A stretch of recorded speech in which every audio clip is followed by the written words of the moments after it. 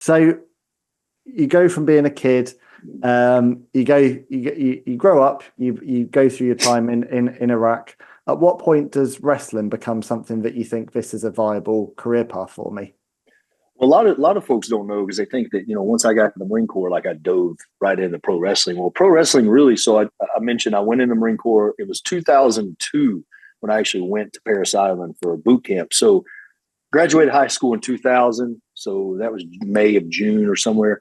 Now, August of 2000, I actually started training as a local like pro wrestler with a local gentleman I'd met, and kind of doing random shows here and there, maybe one, maybe two a weekend.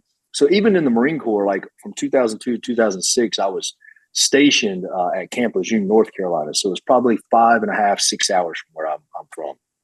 So those weekends, there was a buddy of mine that actually wrestled in the Marine Corps with me that we would travel practically every weekend, unless we were deployed or had something to do with the Marine Corps. We would travel every weekend to my hometown, stay at my dad's house, wrestle on a Saturday night in a local town in South Carolina, Georgia, and then drive back Sunday night and do it all over again every weekend. Wow. So I was doing independent wrestling while I was in the Marine Corps. And so when I got out in 2006, I was like, okay, like I can't just stay.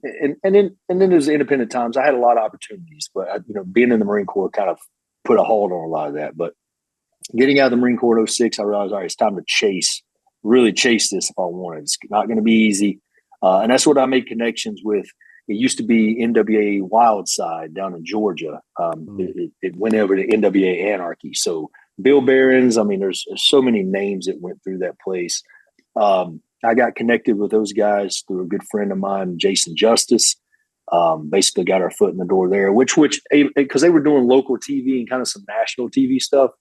But it was all local stations, but there was a lot of connections that came through there. Terry Taylor would come through and watch. Bill Barons had kind of good connections with Tommy Dreamer and Bruce Pritchard and all these names that but you don't know like really what they do. So that's really where I started to chase after it, Ben, and really where my career started to take off, being able to work not only NWA Anarchy, but Bill got a liking to me and it catapulted me into with the Chicago. I went all through the Midwest.